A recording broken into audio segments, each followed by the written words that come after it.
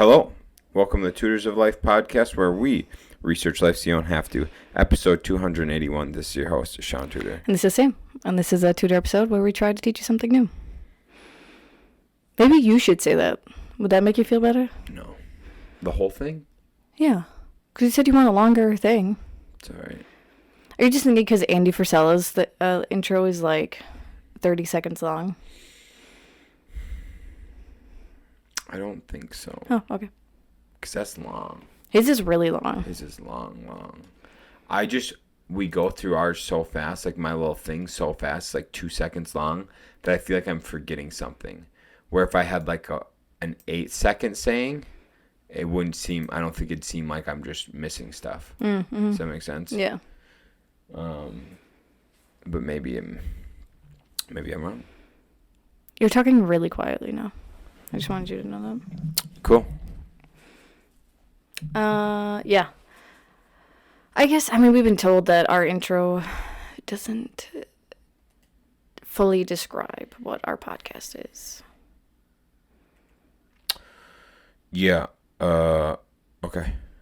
Cool. Mm-hmm. You could ChatGPT it. Nope. No. Shaun and I refuse to use ChatGPT just in case of What are you talking about? I use it. Okay. We rarely use it. I still use it. You use it. I don't use it. But like to write our blogs and stuff are... Well, yeah, I'm not doing it for that. Yeah. But if we're writing an SOP and we've got everything we want to put in and we just want it to sound professional, and then we tweak the professional sounding thing, stupid not to use it. It's the best proofreading system, or like best way to like lay shit out in a professional manner that's like, oh yeah, that's a good way to put it. Mm-hmm. I think it's a phenomenal tool. Yeah. I think it's a good tool. I think the world would be better without it. Mm-hmm. But I think it's a good tool. Mm-hmm. Anyways, what are we tutoring on, Shaun? Literally nothing today. Yeah. Sorry, guys. We're slacking. If you guys have any ideas, please send them to us on Instagram at Tutors of Life or tutorsoflife@gmail.com. Or you can even comment on our blog post at tutorsoflife.com. Wow, that's getting fancy. Mm-hmm. You can even comment some suggestions on YouTube. Damn. There you go. Mm-hmm. There's a Facebook page, but I haven't really done anything with it yet. Yeah, don't worry about that right now. No. Cool. So yeah, here's the deal. I've been trying to go kind of deep into whole life insurance. Mm-hmm. And I don't have enough of my questions answered to give a talk on it. Mm-hmm. Or a teach episode on it, whatever. And so a tutor episode on it. So I'm refraining from doing that one until I know more. What I'm trying to figure out the logistics behind the account right now. Everything that's said at base level to you is like, yeah, this is a no-brainer. It sounds too good to be true, like almost scam level too good to be true. And so I'm like, what are the logistics behind the account where everybody doesn't have one of these? Mm-hmm. You know? Yeah. Because there's something I'm missing. There's something that is being hidden. Right. And is it something like you have to have a specific accountant to like do it correctly for you, like accounting wise? That for sure plays a role, but yeah, I'm wondering about like fees, commission splits, fully funding the account, like that whole time period leading up to that. Like my thing is, I don't want to have to. Let's see here. I don't want to have to wait 7 years. I don't want to wait 5, 10, 15 years to use this account as a bank. I want to fund the bitch.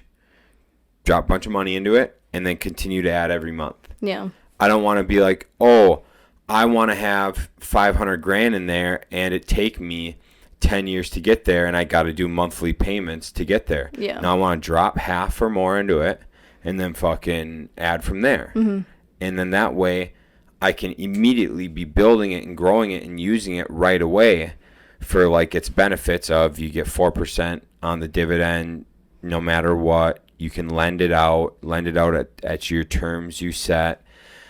And then it grows tax-free compounding in the account. And so, I mean, you don't get that. Like, if I just got money sitting in my bank account and I'm lending it out, it's not the same. I don't get the same tax-free compounding thing, and I don't get the 4% dividend on top of whatever I'm lending it out to. Right.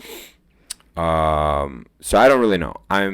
I need to find out more. I'm going to meet with a couple different agents with a couple different companies, because I don't trust really any of them at all. From what Ryan was saying was like agents get around 10 to 15% commission. Whew. So that's with Northwestern Mutual. Which we don't like. I remember when I was there, and I got the whole spiel done with me. I was like, God, I seem like I'm putting a lot of money into this account for not a whole lot of whatever. And that's the whole, like, I remember when we researched this 2 years ago when we researched this, it was like the money in your first 5 years, you lose so much money in your first 5 years funding the account that you're like, that was a waste of money. Yeah. But so I'm not looking at this. I no longer am looking at this as an investment. But if you're telling me I have to fund this bitch for 5, 6, 7, 10 years to get the benefits, we can just get a rental and do something similar. Maybe a trust or something. Okay. Maybe something. But I don't know. My thing with it is this. If I can fund it and use it as a bank, because they talk about it as the infinite bank. Well, the infinite bank is, you need like $20 million to start a bank. To start a real bank, you need like $20 million. Yeah. Well, if I want to start my infinite bank, why can't I just start my infinite bank with $200,000, right? Yeah. $300,000, whatever it is, right? Like $50,000, whatever. Why can't I just start my bank with that and then continue to add deposits to the bank? So that's where I'm at right now. I got to figure that shit out so I can give you guys a little more insight. So usually how we do our tutor episodes is something will occur at the company that we're like, oh, this is something good for us to like kind of expand on. Or something in our personal lives, like we talk to people and we're like, oh, there's a lot of people interested in this. Or even we'll listen to podcasts and they have like some good stuff that we're just like, yes, let's tutor on this. Or books we read. But right now we're both kind of just starting new books. I don't remember which one I just finished on my Kindle, but it was basically like a shorter version of Atomic Habits. And so a lot of the stuff that's coming up right now is just like, pretty much you have to be disciplined, you have to have habits in order to be successful in any way, shape, or form. You have to have a vision, a goal, whatever. So we don't really want to beat a horse till it's dead with habits and discipline, because we've tutored on it quite a bit in the past couple months. So that's why we're kind of, I think, going to just discuss some things we're kind of learning, but not fully going in depth in anything right now. Yes. Good. Oh, I was just going to say, I'm currently reading In the Flow. I'm reading that, and I'm also reading Make Your Bed, Make the Bed. Make the Bed. Make Your Bed. Make Your Bed. Yeah. I'm rereading that book, actually, because I have the second book of his. That one's just a really quick, short book of, like, little life lessons, which is really cool. So that's like another book I'm reading, but I'm reading In the Flow, which discusses like women's 28-day cycles and how to utilize your whole cycle and not be on, cause like, so a men's cycle is 24 hours. A woman's cycle is 28 days. Is my cycle also 24 hours? Yes. Yours is all fucked up. Yeah, yours is probably fucked up. But you probably still have like little testosterone spikes like in the day and like around when you do stuff. Sure. But so women have 28-day cycles. And there's a lot. in this book. It's like 300 pages. I'm only like 70 pages in. One of the things, though, that I always thought was so weird learning about women was they say the first day you bleed is day 1 of your cycle. Which never made sense to me because your cycle is literally like your body preparing for an egg to drop. The egg drops. And then it decides like, okay, if the egg is fertilized, then we start growing a baby. Or if it's not, then the egg gets absorbed back into the body. And then your body gets ready to flush out the lining that it created. And then your period is the end of the cycle. It is literally the flushing of the lining. But they've always said, nope, first day you bleed is day 1. And it's actually supposed to be the first day you are done bleeding is day 1 of your cycle. That makes more sense. 100%. Thank you. But yeah, so it's just discussing how to utilize the 28-day cycle and be more efficient. Oh, yeah. Mm-hmm. When to train, when to have meetings, when to be at home as a hermit, when to make logical decision, when to be emotional, shit like that. What to eat throughout the cycle, too. Yeah. Because there's different meats that are better throughout the cycle. When you're bleeding, is red meat the best? I think so. That would make sense. Yeah. Because there's like the luteal, the ovulation, the follicular, and then the menstrual. I don't know if it's that order. But like one of them, it's better to eat salmon than the other 4 phases. One of them, it's better to eat chicken than the other meats. So it's very interesting. And like there's different times where it's better to eat fats and carbs. Do you think it's real or you think it's kind of a fugazi, like someone just is doing a marketing scheme here? No, it makes sense because throughout the cycle, like women's bodies have different levels of estrogen and progesterone. Okay. And testosterone even. Okay. So, I mean, from what we know, like hormones get really affected by different foods. Yeah. So if you eat foods that, like, increase or really, like, boast those hormones that are needed during that time, then it's supposed to be, like... So women aren't supposed to have PMS at all. You're not supposed to cramp. You're not supposed to, like, feel tired. Like, if you eat correctly, if you eat and exercise and do things correctly, like, you should feel pretty similar throughout. Interesting. Mm-hmm. But because, like, we don't eat the right foods, like, leading up to, like, in, like, the 3rd phase before you bleed, that's what causes, like, cramping and stuff because your body doesn't have, like, the right nutrients or hormone levels or whatever. It'd be interesting to try, like, to do it, like, by the books. That would be interesting. Mm-hmm. I'm curious. Mm-hmm. So that's saying that like a more carnivore diet wouldn't be good for women. Not for the whole 28 days, no. No, carnivore, yes. Just red meat, no. Okay. Right, because carnivore is all meat. Yeah, meat and some I mean, fruit. we say it's just red meat, but carnivore is meat eaters. Oh, yeah. Oh, the people I've seen do carnivore diets, all they eat is red meat. Well, I mean, those people also like to fucking tug and chug each other too. Yeah, that's valid. That motherfucker, dude, you got to be careful going to any full on depth into anything. You get a little fucking kooky, dude. Mm-hmm. You go full depth carnivore. Hey, dude, you look like you're starting to suck a little too much dick. You go a little too far into CrossFit. Hey, pal, looks like you're taking it in the ass. You go full yoga guy. Hey, dude, there's no coming back for you. You're gone. And so, like, anytime someone goes a little too far into one thing, I'm like, hey, dude, you got pretty fucking weird. Mm. You know what I'm saying? Like, dabble in the weird. Mm-hmm. And these motherfuckers are, like, head first into the weird. So, one of, like...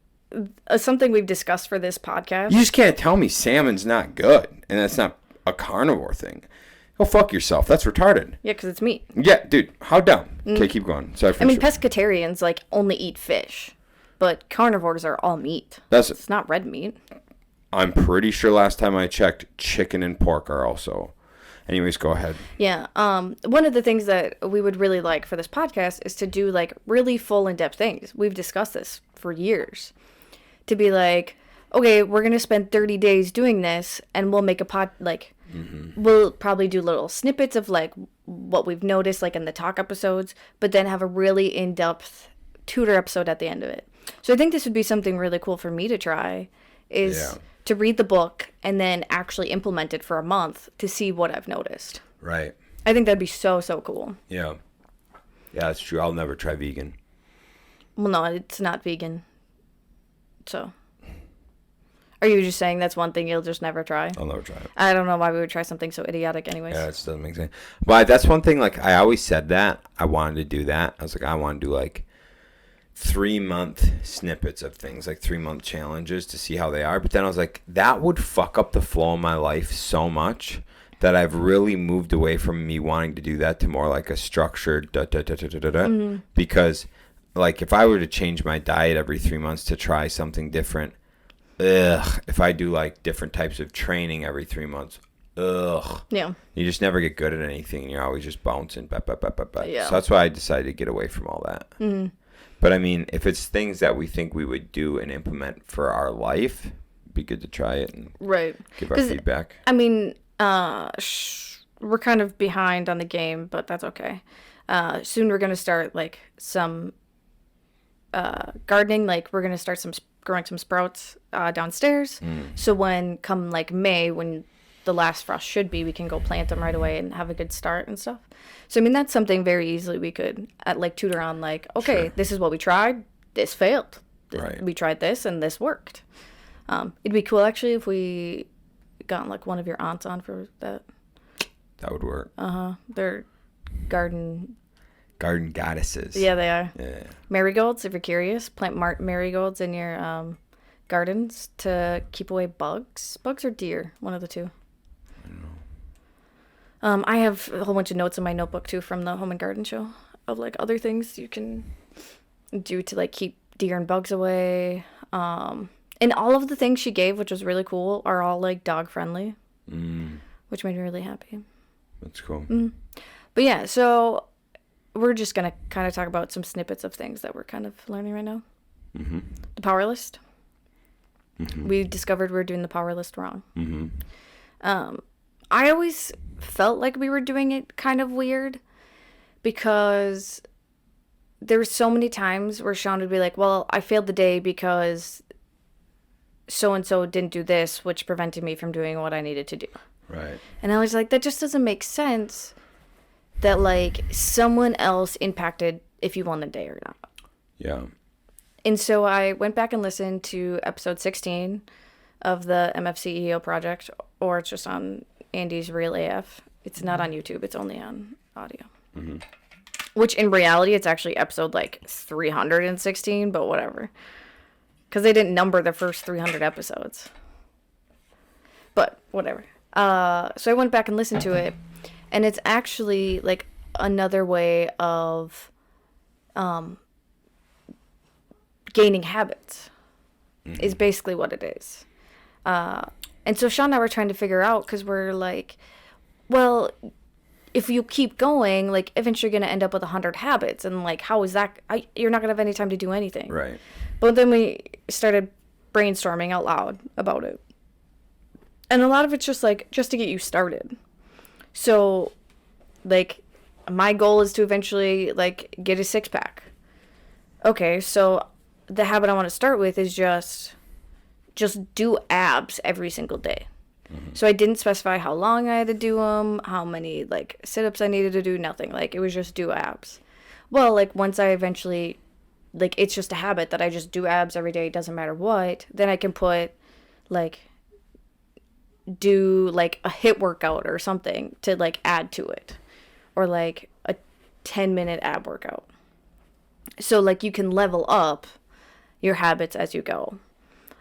So that's one thing we discovered you could do. And then the other thing, we were like, well, part of our issue is just, like, we both have dump lists of just random stuff that come up that we're like, at some point we need to do this. At some point we need to build 2 more garden boxes. At some point we need to list this stuff for sale. Well, just a whole bunch of random things. So on our power list now are, like, do 1 dump list task. So then we can actually, like, chip away at those dump lists. And once that either becomes a habit or there's nothing else on the dump list, Shaun can take that off of his power list and add something else that he wants to add. Yeah. Right. Yeah, I think because originally I was doing it as like the 5 critical tasks that move your business forward or move your like whatever forward.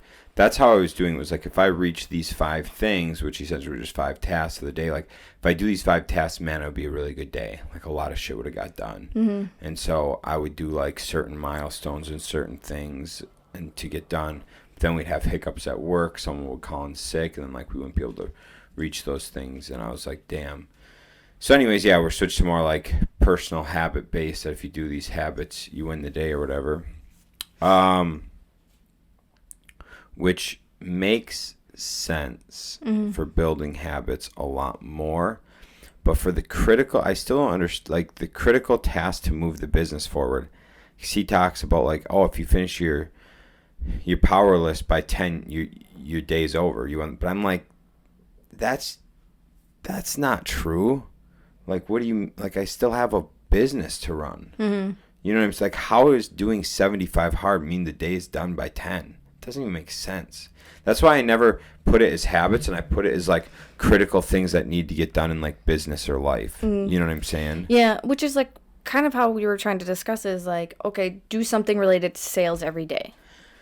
So then you could do an estimate. You could go look at an estimate. You could call someone for an estimate. Right. Like, yeah, you kind of have to phrase them in ways of like that. I think. Okay. Yeah, that's one thing I'm still a little confused on, and I've got some shit that I'm doing, but I also need to adjust mine because I have like do one task off the dump list. One of my tasks on the dump list is pour a patio.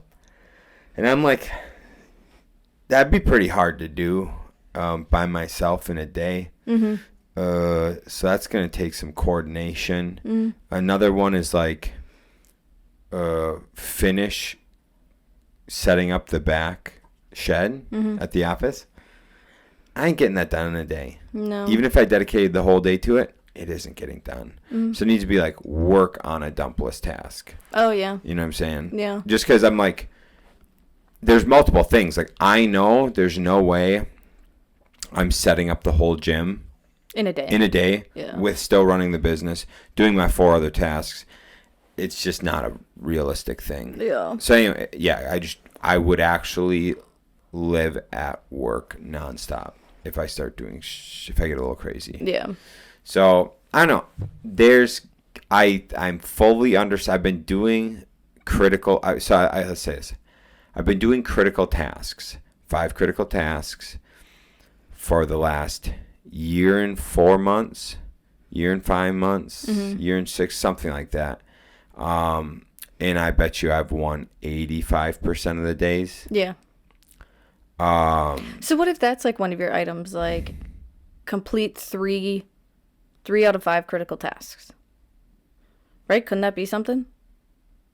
Because then you could have a separate list of like an actual task list, and like, because then if something happens at the job site where someone called in, so this wasn't going to get finished, then it's not going to affect you because you only have to complete 3 out of the 5. Sure. You know what I mean? I see what you're saying. It's all about wording, kind of, is what I've discovered the power list Which is dumb. Yeah. Which is dumb. I don't. Yeah, it's weird.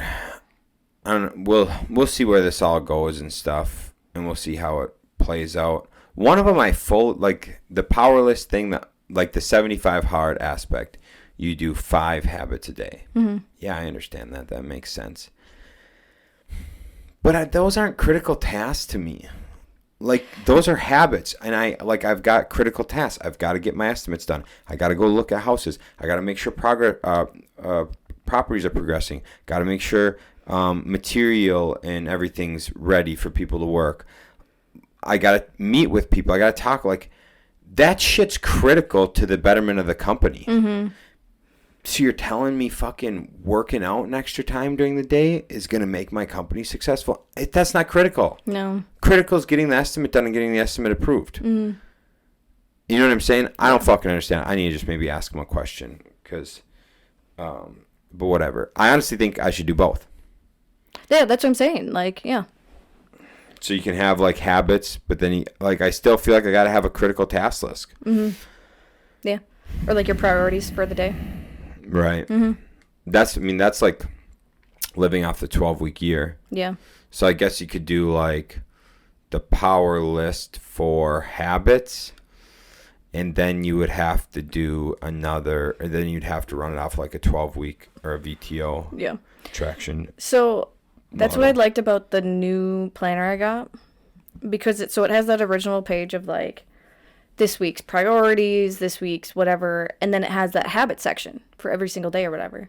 So for me, I can put my power list items in that habit section and then just circle off or color in the circle when I get it. Right. And then on the days, it has like your top 3 priorities. So then I can make that my like task list. Because I think it has priorities for the day, work to-do list, personal to-do list.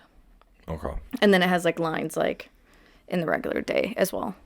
So I think that'll make it a lot easier for me to do, like the power list plus also like critical tasks to move the business forward. Yeah, it makes sense. So yeah, right now, Shaun and I there's just a lot going on in life in general, everywhere. The businesses, it's been a handful for me to come in and figure out some things, and just to kind of like see what the business is, what we're doing as a business. I don't know.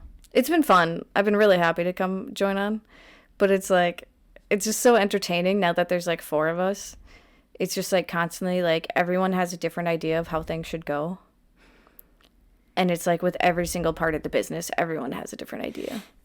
So like I told the team this week, I was just like, okay, we're going to have an ideas board, because if I'm creating systems, I can't be hearing 5 different options for every single part of this system and try to figure out what is the best option.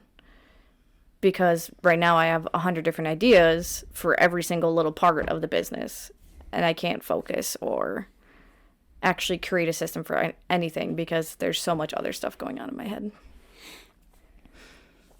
Yeah, so that right there is like the downside of mastermind. It gives you way too many ideas. Too many ideas without like, because you get all these ideas, and I remember that was the case with like when you do the round table at a mastermind, is you get 100 ideas, or like you get 20 ideas, and then you're like, okay, I've got all these ideas. Well, which one am I going to do now? Because now I'm drowning in decision fatigue. That's what I really liked about the hot seat thing we did.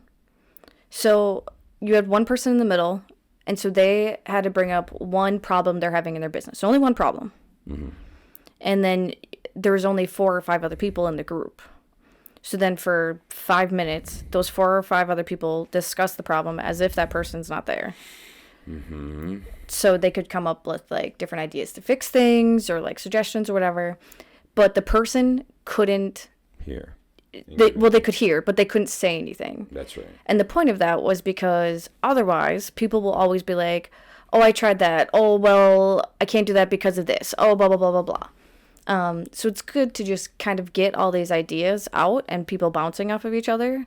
Because then the next 5 minutes is you like taking in the suggestions. Like, I think it just gives you time to kind of like think of everything at once and just being like, okay, like I did try it this way, but what if like I could maybe try it this way?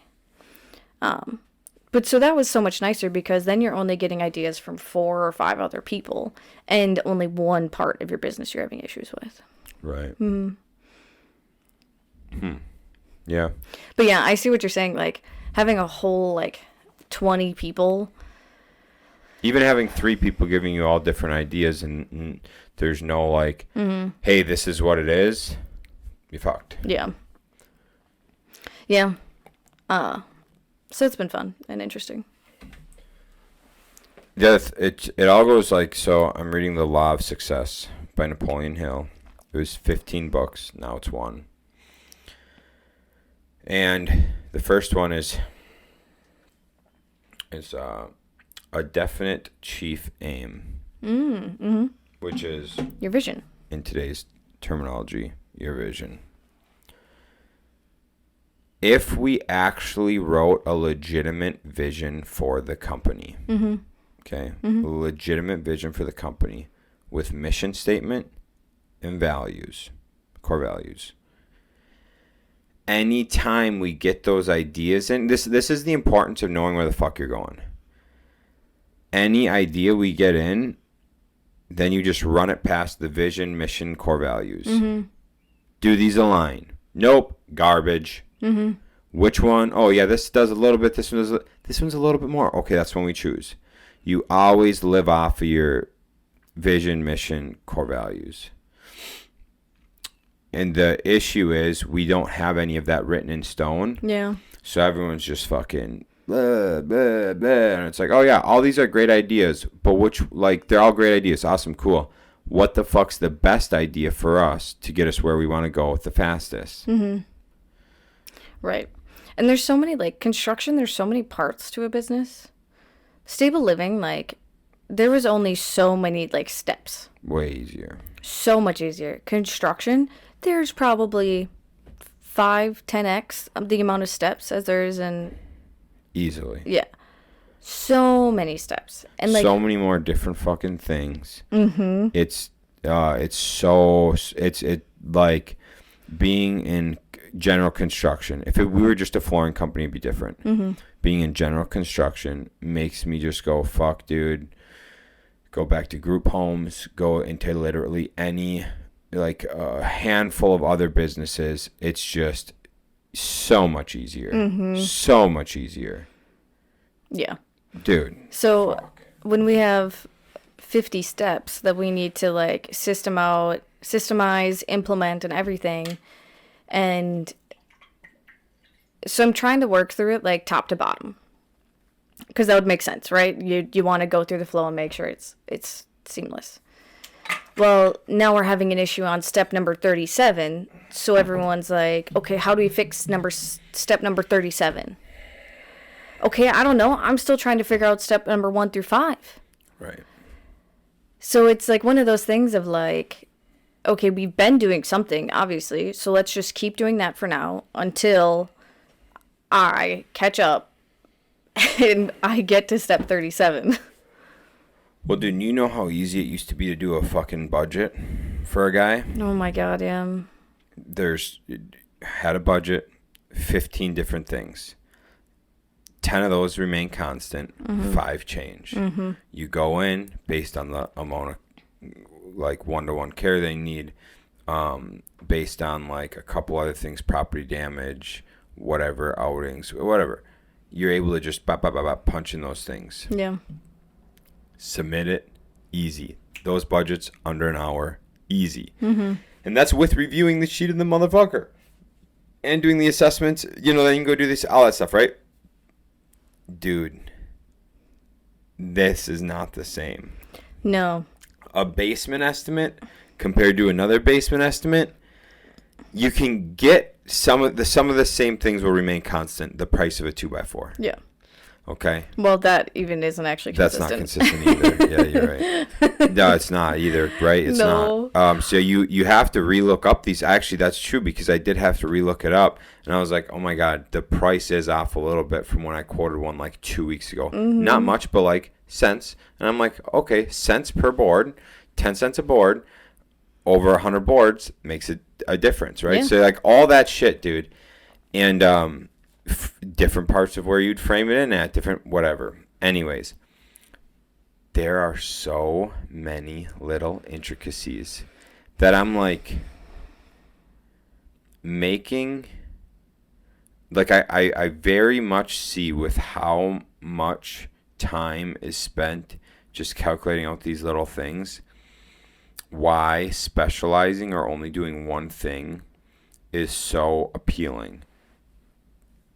Keep going. Because if we just did, I know people who just do flooring, just LVP and carpet.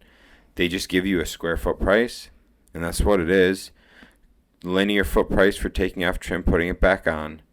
That's it. So if you guys want an idea of why it's so complicated, so finishing a basement. So is it already framed out, or is it a blank slate? Right. So those are two big different things. Is electrical ran or not? Is electrical ran or not? Is plumbing ran or not? Yeah. Is HVAC ran or not? Yeah. And then we go to like drywalling. How many corners are there? Do they have to do the ceiling? Do they like? Can you get 12-foot sheets downstairs or just 8-foot sheets? Right. Are we wrapping windows or are we wrapping door jambs? What kind of texture are we doing? Whatever. All the different types of light fixtures there are. Like, do we want to do shallow ones? Do you want deeper ones? Do you want ones with fans? Right. Bathrooms. You go to bathrooms. Okay, do they want a tile floor or LVP floor or the gross laminate? Linoleum, Yeah. Do they want a clip-in shower bathtub surround, or do they want a regular tub with tile? Right. Do they want a walk-in custom-made shower? Do they want a custom vanity, or do they just want a plain Jane one from Menards? There are so many different options, and what I've noticed is very few customers actually know like what they want ahead of time. Like for color scheme, we're doing a bathroom this week, and all she said was she wants a 60 to a 72-inch vanity. Doesn't care what color, doesn't care what kind, like, and if we get a certain kind, then we have to move the plumbing, and it was just so, like, it's not only hard for, like, us, because even if she would have given us a color scheme, right, like, she would have been like, okay, I really want a blue vanity. That cuts it down by a lot of options. She didn't care. She did not care. All she told us was she wanted black fixtures on it. Yeah, but then, same thing. It's like the shower situation. Show her the shower. She's like, yeah, I like that. Can you send it to me? Yep, send it to her. Well, actually, I like this one, this one, this one, this one more. Okay, sick. The thing is like all the things we just went over, not only is it different material cost, it's different labor costs. Mm-hmm. Dude, it's a... Big tile versus little tile. The difference in that is absurd. Like, all this shit is to go and say, like, I had no idea moving into construction world, the level of back-end shit compared to being in assisted living. Mm-hmm. Not even remotely similar. Well, I'm making, like, all the paperwork and stuff for assisted living. It's the same paperwork for every single property. Exactly. It was the same, like, med chart for every house, so it's the same. We were able to make the same binder for every single house, and each one had, like, the table of contents, had everyone's med charts, had everyone's bios and their needs in it. Like, it was so easy to make those binders, and even all the back-end stuff. Like, once I moved into the office, all of that was the exact same. You just had to do bop, bop, bop, bop, bop, done. We've been trying to, like, come up with ideas to make estimating easier. And no matter what, it's going to be a 5-page long document that will be the shortest. If we wanted to go super in depth, it would be like a 10-page document. And it's just different, but based on everything you do. And we constantly will have to revise it based on, like, pricing of tiles, pricing of 2x4s, pricing of drywall, because all those change so consistently. Right. I think there probably is a way to put in, like, a link for it to update the price. Yeah, they have certain softwares that do that. So you just link, like, Lyman with it and all their prices.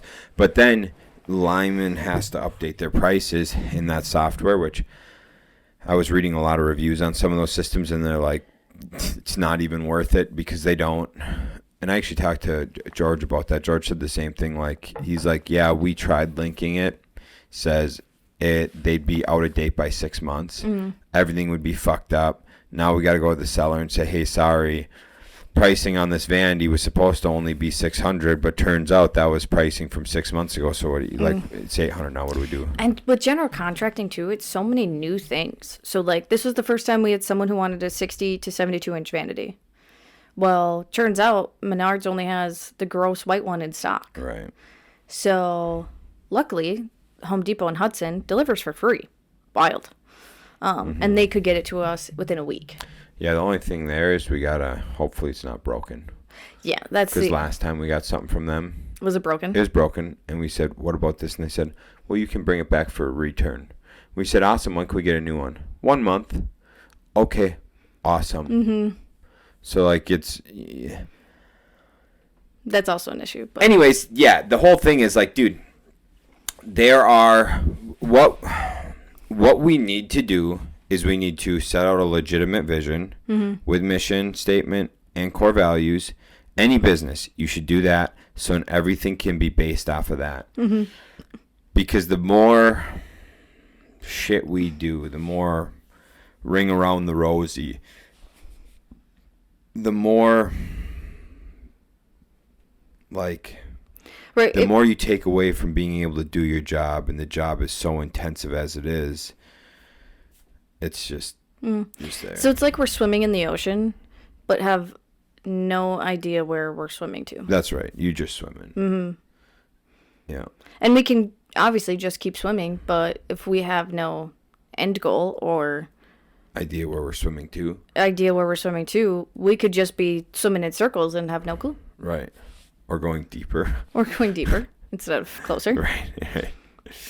So we need our compass. We need a compass, I guess. Yeah. Yeah, dude, that's that. That's the big, low, and skinny on that. And it's fucking awesome that your first thing. So the first thing in the book is mastermind, but the first law of success is definite chief aim. And it's awesome to see a book published in 1928 states the shit that all the people preach today. Start with vision. Dude, honestly, I'm reading this book. I'm like, the shit they knew 100 years ago, we don't even need all these new books. Yeah. You just read that, and you're pretty much good.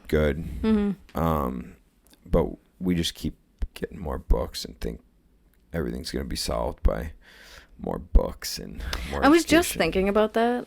Because we were just discussing, was it you and I discussing how, movies.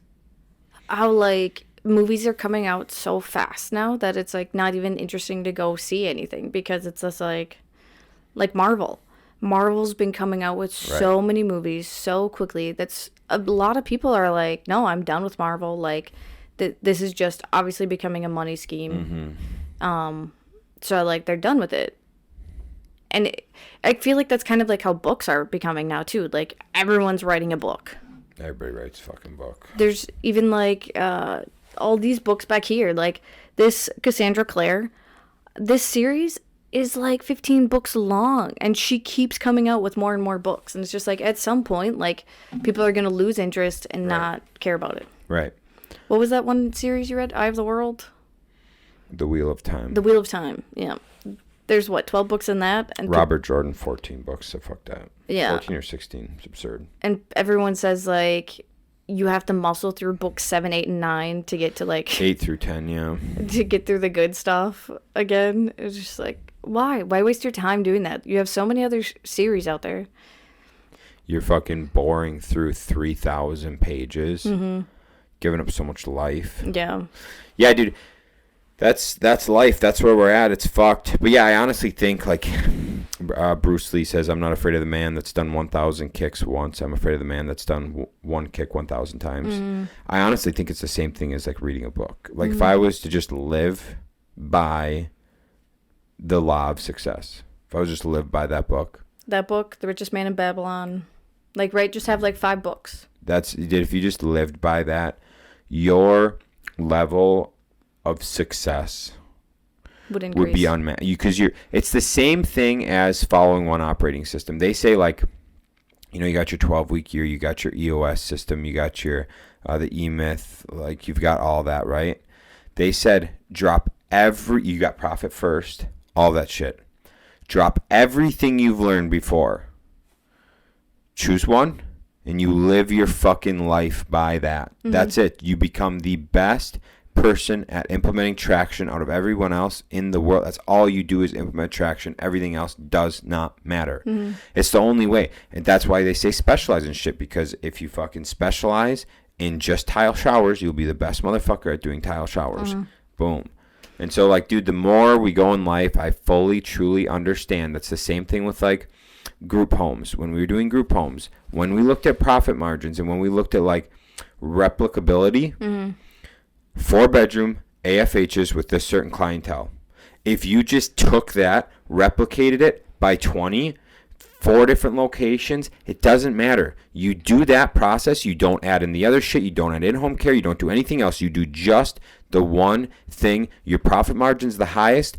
Your systems is the lowest amount of systems. The easiest to replicate with the least amount of headache. Your 80-20 rule all day. It's fucking gnarly when you just look at the 80-20 rule and think about. I'm like, dude, I know multiple different businesses. If I were to do it, what to do, the 80-20 rule, and like how it would succeed. Like it would go so much fucking easier on operation side when it's built. Yeah. The problem is like just trying everything, doing everything, seeing what's going to be the fit, but it's just fucked. So that's what we're kind of, we've discussed this before. We're kind of taking what we can right now until we figure out like what our bread and butter is going to be. Right.